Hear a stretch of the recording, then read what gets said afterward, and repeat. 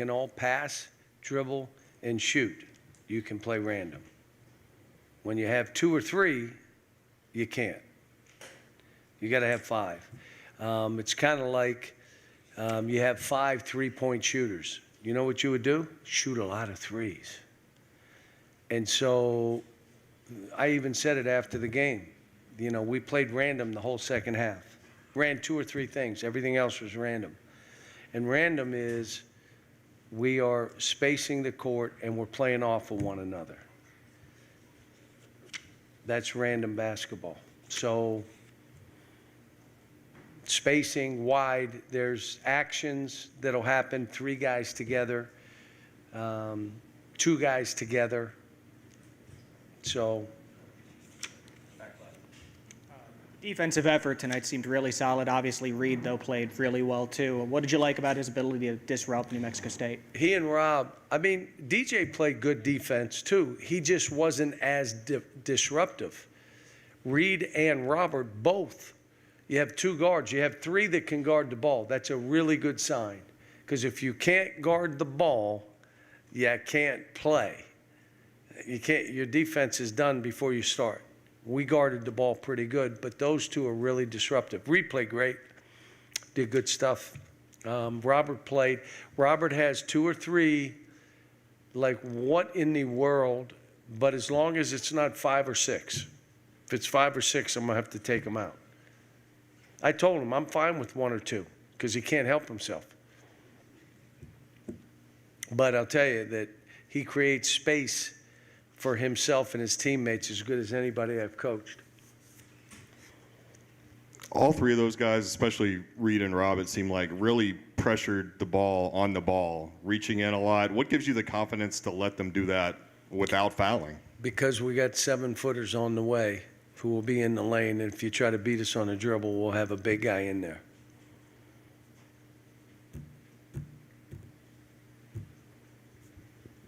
John, congratulations on adding another victory to Kentucky's all-time win total. I think you still lead Kansas by 7 games. How important is that to you to keep Kentucky? How important is it to the program to stay in that position? You know, I'm trying to get these kids to take all that kind of stuff off their plate and just learn to play. Here's my new that I've been writing real hard because of all these young kids. We're trying to help them develop habits and not break old habits. They're there. We're just trying to make these new habits be more dominant than those old habits. That's Justin spinning. Like spinning, you can't spin like that. You got to stay facing, and if you can't, then back out, but you cannot spin. Had 3 turnovers today spinning. So, but that happens in these games, and the more that you put on their plate, the less they can, play random, because random means you got to be really unselfish. Can't have one guy try to dribble it 12 times. Yeah, we want to do that. We want our fans to take pride in what we've been able to do. See, the other side of it is I don't want them to have to compete with a 5-year period that was like maybe never done before and then try to compete against that or compete against something else. Let's just compete against ourselves and let's see how good we can be. Now, I come back to we rebounded today because the guards rebounded. Robert got 5. Reed had 5. Antonio stuck his nose in there a few times. And it's going to be who we're going to have to be. Last year, we had one of the best rebounders in a generation. Like, we may never see that in our lifetime again, what we saw for the 2 years that Oscar was here. Now we got to do it a little different. One, we got to block out. And that means everybody. And that means we got to gang rebound, stuff like that. So I kind of walked around your question, but yeah, we want to do that for the fans, but I'm trying to get us to think about us playing against ourselves. How good can we be? How do we get these other habits to be the dominant habits? that we're trying to play with. Cal, Coach Hooten said that you guys were pretty amazing in transition, and that one of the reasons he thought you were so dangerous was that most of the time you plan on one or two guys who can bring the ball up, but you guys have so many different options to push it. Yeah, the way we practice, the people that have watched us, it's you're getting in shape by how we're playing, and a lot of our drills are you got to sprint. You're not running. Robert took off one time and went down the right side. We threw it to him, shot a layup. You think about it. Boom, boom, up, layup. And their whole bench was screaming. And so we can play that way, but you got to really run. And you ready? You got to throw it to them when they run. If you don't throw it to them, they won't run. They'll stop running. So, every team we play, like even this team came in New Mexico State in the first half, kept themselves hanging around.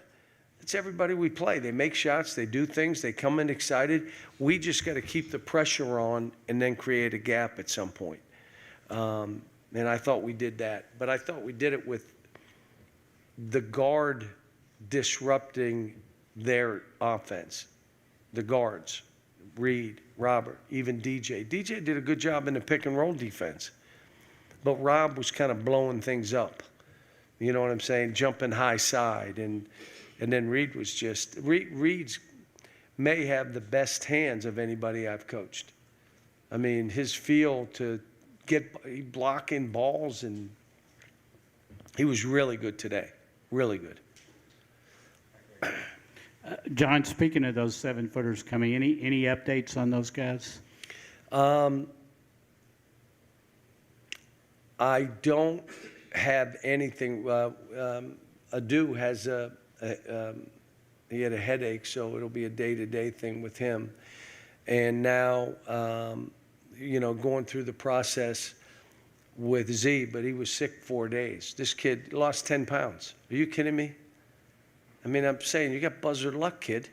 I mean, now, so whether he'd be eligible or not, I don't know if he could play Friday. He hadn't practiced for 5-6 days. I think Aaron is ahead of Ugana by 2 weeks. Now, what does that mean? I don't know, but he's ahead of him.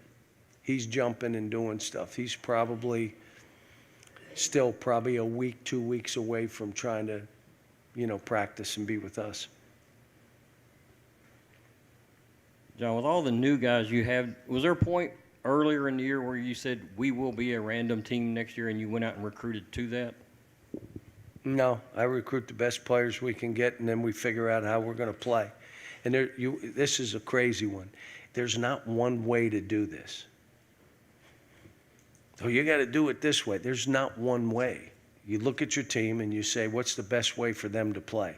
And normally, you guys know it takes me time. We had Toronto, so I had a head start. I had a little look at this and how we're trying to do this. I like 5 out. Why didn't you do it last year? What would that have meant? Say it? Oscar's out there. Now, you know who led us in assist? Were you watching the game? Trey did. Oscar wasn't that guy. Oscar, historical rebounding, we'll never see again. Now we're different, so we'll play different. How about that? I mean, it's just what we do every year. We have a new team, and we try to figure it out as we go. What I like is these guys are trying and will listen and will coach. And then I told the staff, they're going to do whatever we tell them. It's unbelievable. So let's make sure we're telling them the right thing, because they're doing what we're saying. And they're trying. And we got some dogs. I said at the beginning of the game, you can't do this. Antonio didn't get any looks for 6 minutes, 5 minutes. He can't. He's too good a shooter. That means someone drive down and find him. We don't have to run plays. He'll move to get free, but you got to keep an eye on him. So, but again, we only had 6 turnovers, guys. And we're playing fast. and 3 were by one guy. Think of that. Why? All these guys can dribble, pass, and shoot. You're not going to have a whole lot of turnovers if that you have 2 that the ball squirts out. We don't have that, and that's why we'll do it. And that's a team, and I know Coach is just getting started with them, but that's a team that is disruptive. They try to deny wings. They try to do different things to be disruptive. That's his history. Last year, his team was in the top 3% defensively, like holding people to ridiculous numbers. So he's going to do that where he is now. Just going to take him time. Cal, you kind of touched on it a little bit in this last answer, but with having so many guys who can dribble, pass, and shoot, and the way that you guys seem to be able to heat up so quickly offensively, do you think this team has the potential to be one of the best offensive teams that you've had here? The 2012 team was pretty good offensively, and that 15. I didn't say the best. I said one of the best. Yeah, I say they're one of the best. All right, Aaron, last question. John, with Reed being a legacy player, it feels like every time he touches. Say it again. With Reed being the legacy player that he is, it seems like every time he touches the ball, the crowd kind of buzzes. Can you just talk about the impact that has on this building? And Were you guys watching the game? Do you know what adjustment I made at halftime? I love this because you guys have no idea yet. You will tell me how to coach and what I should be doing and all that stuff, right? So what adjustment did I make in the second half? I love this. I'm not going to tell you. It was a tweak.